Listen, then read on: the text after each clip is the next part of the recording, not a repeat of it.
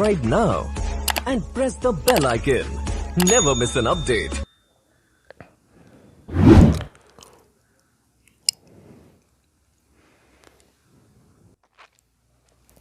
बहादुर अपने घर से क्यों भाग गया था? क्वेश्चन है 23 नंबर क्वेश्चन। बहादुर अपने घर से क्यों भाग गया था? इससे पिछले वीडियो में हम 22 तक देख चुके थे। अब क्वेश्चन नंबर 23 होगा। तो क्वेश्चन नंबर 23 फिर से पढ़ देते हैं। क्या है? बहादुर अपने घर से क्यों भाग गया था? तो आंसर है इसका, बहादुर कभी कभी पशुओं को चराने के लिए ले जाता था। बहादुर जो है कभी कभी पशुओं को चराने के लिए ले जाता था। एक बार उसने अपनी माँ की प्यारी भैंस को बहुत मारा। मार खाने के उपरांत भैंस उसकी माँ के पास पहुँच जाती है। माँ को आभास होता है कि लड़के ने इसे काफ़ी मारा। माँ ने भैंसे की मार का काल्पनिक अनुमान करके एक डंडे से उसकी दुगनी पिटाई की। लड़के का मन माँ से फट गया और वह पूरी रात जंगल में छिपा रहा। अंततः सुबह में घर पहुंचकर चुपके से कुछ रुपया लिया और घर से भाग गया। फिर से पुनः बहादुर अपने घर से क्यों भाग गया था? तो आंसर है, बहादुर जो है कभी कभी पशुओं को चराने के लिए जंगल ले जाया करता था। एक बार उसने अपनी माँ की प्यारी भैंस को बहुत मारा। मार खाने के उपरांत भैंस जो है उसकी माँ के पास पहुंच जाती है और माँ को आभास होता है कि लड़के ने इसे काफ़ी मारा है। माँ ने भैंस की मार का काल्पनिक अनुमान करके एक डंडे से उसकी दुगनी पिटाई कर देती है। लड़के का मन माँ से फट जाता है और वह पूरी रात जो है जंगल में छिपा रहता है और अंततः सुबह में घर पहुंचकर चुपके से कुछ रुपया लेता है और घर से भाग जाता है। आगे क्वेश्चन नंबर 24। क्वेश्चन नंबर 24 कहता है, घर आए रिश्तेदारों ने कैसा प्रपंच रचा और उसका क्या परिणाम निकला? तो आंसर इसका, लेखक के घर आए रिश्तेदारों ने अपनी झूठी प्रतिष्ठा कायम करने के लिए रुपया चोरी का प्रपंच रचा। उनका कहना था कि मैं बच्चों के लिए मिठाई नहीं ला सका, इसलिए मिठाई मंगाने के लिए कुछ रुपया निकाल कर यहाँ रखा था। लेकिन बाद में हम लोग उलझे रहे और इसी दरमियान रुपये की चोरी हो गई। उन्होंने बहादुर पर इस चोरी का दोषारोपण किया। इस आरोप से बहादुर को पिटाई भी लगी और उस दिन लोग उस पर जो है हमेशा फटकार लगाने लगे और अंत में वह वहाँ से भाग गया। रिश्तेदार के प्रपंच के चलते लेखक के घर का काम करने वाला बहादुर के जाने की घटना घटी और घर अस्त व्यस्त हो गया। फिर से क्वेश्चन नंबर 24। घर आए रिश्तेदारों ने कैसा प्रपंच रचा और उसका क्या परिणाम निकला?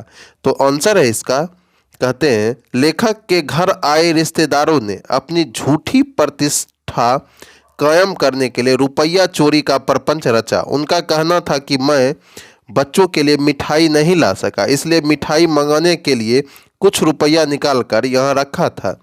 लेकिन बाद में हम लोग उलझे रहे और इसी दरमियान रुपया की चोरी हो गई। उन्होंने बहादुर पर इस चोरी का दोषारोपण किया। इस आरोप से बहादुर को पिटाई लगी। उस दिन लोग उस पर हर हमेशा फटकार लगाने लगे। अंत में वह वहाँ से भाग गया। रिश्तेदार के प्रपंच के चलते लेखक के घर का काम करने वाला बहादुर के जाने की घटना घटी और घर अस्त व्यस्त हो गया। अब क्वेश्चन नंबर 25। क्वेश्चन नंबर 25 कहता है, नृत्य की शिक्षा के लिए पहले पहल बिरजू महाराज किस संस्था से जुड़े और वहाँ किनके संपर्क में आए? तो आंसर इसका, नृत्य की शिक्षा के लिए पहले पहल बिरजू महाराज जी दिल्ली में हिंदुस्तान डांस म्यूजिक से जुड़े और वहाँ निर्मला जी जोशी के संपर्क में आए। फिर से क्वेश्चन नंबर 25। नृत्य की शिक्षा के लिए पहले पहल बिरजू महाराज किस संस्था से जुड़े और वहाँ किनके संपर्क में आए? आंसर इसका, नृत्य की शिक्षा के लिए पहले पहल बिरजू महाराज जी दिल्ली में हिंदुस्तान डांस म्यूजिक ग्रुप से जुड़े और वहाँ निर्मला जी जोशी के संपर्क में आ गए। अब क्वेश्चन नंबर 26। क्वेश्चन नंबर 26 कहता है मेरा, बिरजू महाराज के गुरु कौन थे? उनका संक्षिप्त परिचय दे। क्वेश्चन नंबर 26 क्या कहता है, बिरजू महाराज के गुरु कौन थे, उनका संक्षिप्त परिचय दे। तो आंसर है इसका, बिरजू महाराज के गुरु उनके बाबूजी थे। वे अच्छे स्वभाव के थे। वे अपने दुख को व्यक्त नहीं करते थे। उन्हें कला से बेहद प्रेम था। जब बिरजू महाराज 9.5 साल के थे उसी समय बाबूजी की मृत्यु हो गई। महाराज को तालीम बाबूजी ने ही दिया। फिर से क्वेश्चन नंबर 26 कहता है, बिरजू महाराज के गुरु कौन थे, उनका संक्षिप्त परिचय दे। आंसर है इसका, बिरजू महाराज के गुरु उनके बाबूजी थे। वे अच्छे स्वभाव के थे। वे अपने दुख को व्यक्त नहीं करते थे। उन्हें कला से बेहद प्रेम था। अब जब बिरजू महाराज 9.5 साल के थे उसी समय बाबूजी की मृत्यु हो गई। महाराज को तालीम बाबूजी ने ही दिया था। आगे क्वेश्चन नंबर 27 कहता है, संगीतमय कचौड़ी का क्या अर्थ समझते हैं।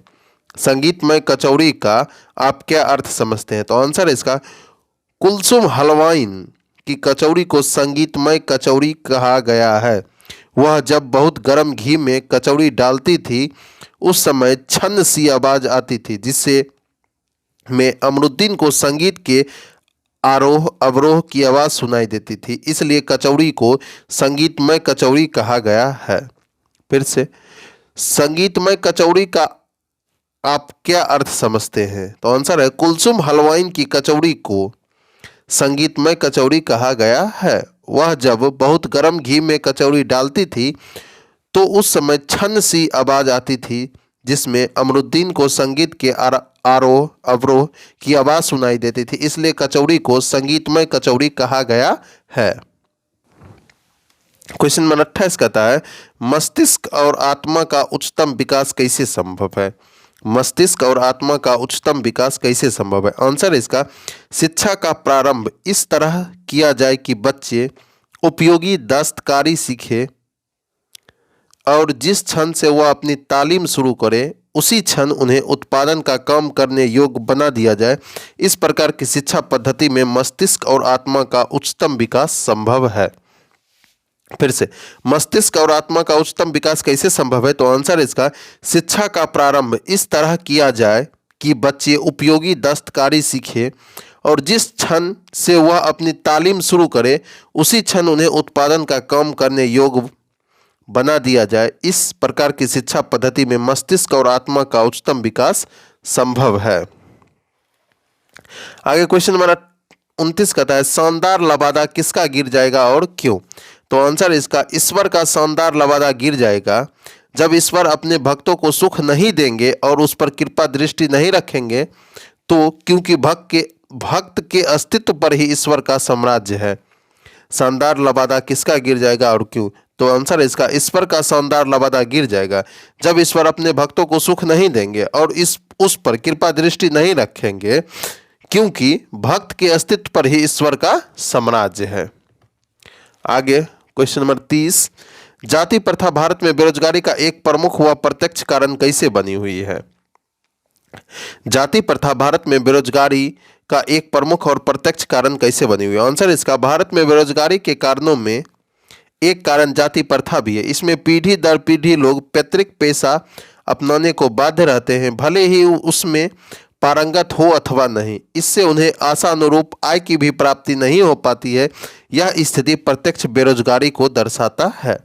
फिर से, जाति प्रथा भारत में बेरोजगारी का एक प्रमुख और प्रत्यक्ष कारण कैसे बनी हुई है।